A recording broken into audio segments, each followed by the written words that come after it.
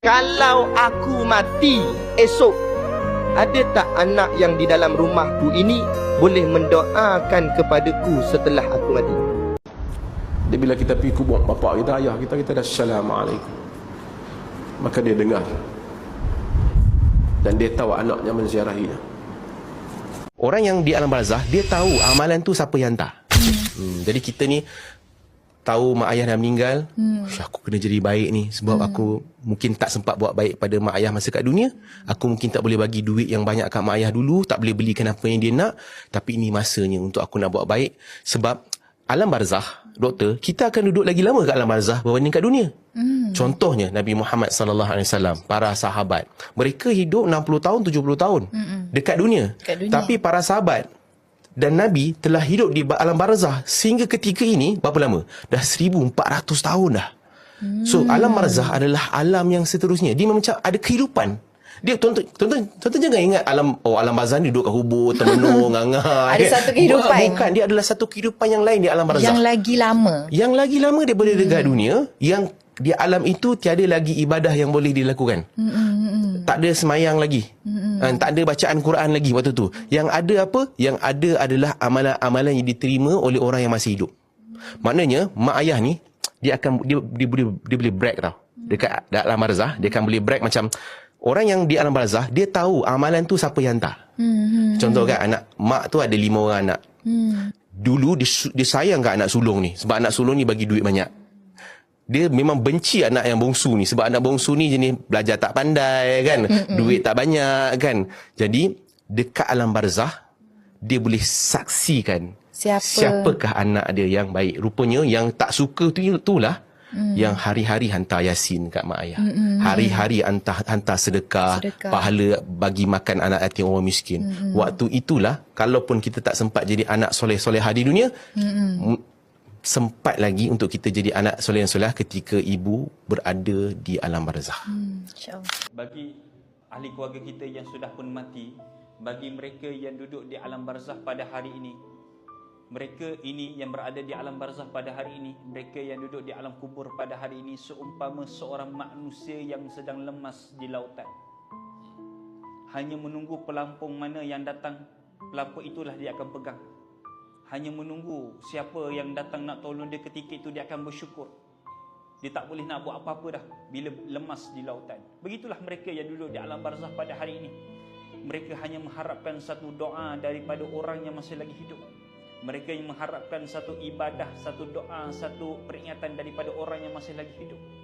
Seandainya orang yang masih lagi hidup mendoakan kepada mereka yang sudah pun mati, ketika itu jugalah kubur mereka yang sudah pun mati akan bercahaya.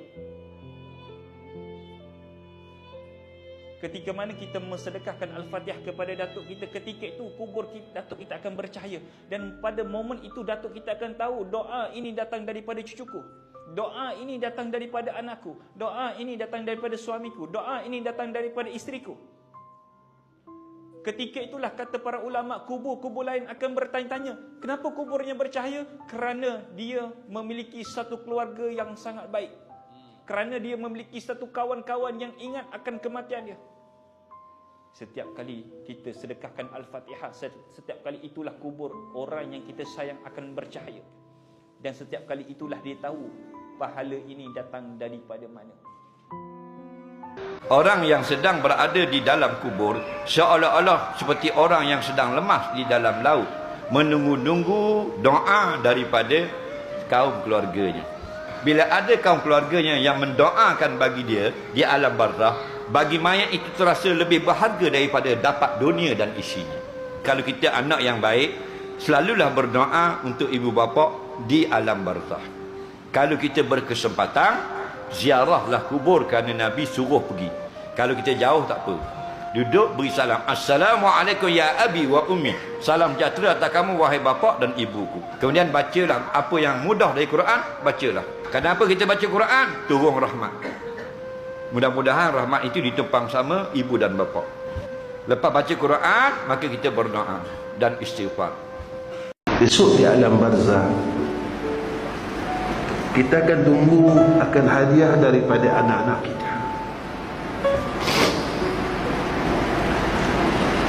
Dan sebahagiannya kita dapat hadiah daripada umat Islam.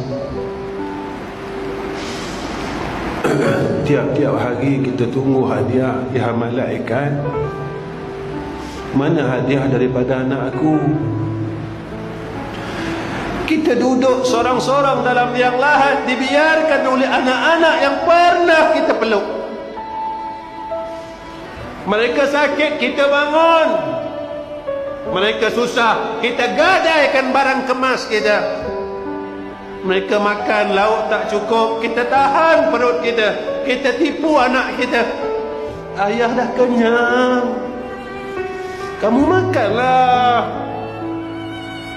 Tetapi sewaktu kita ini ditinggalkan seorang di dalam liang lahat, mereka gembira dengan harta yang kita tinggalkan. Mereka tak peduli pun kita. Mereka tak baca pun Quran untuk kita. Mak dah besarkan abang sehingga umur sekarang, abang hanya mampu khatamkan Quran 30 juzuk je untuk mak. Anak yang pertama bagi kita Quran 30 juzuk, yang kedua, ketiga, sehingga anak kita yang ketujuh, menantu kita 4 orang. Lalu mereka bacakan Quran untuk kita sebagai tanda kasihnya kepada kita. Kita akan senyum tertanda liang lahat. Tuan-tuan, perkara ni pasti. Tuan-tuan, cepat atau lambat perkara ini saya dan tuan-tuan akan lalui satu masa yang akan datang.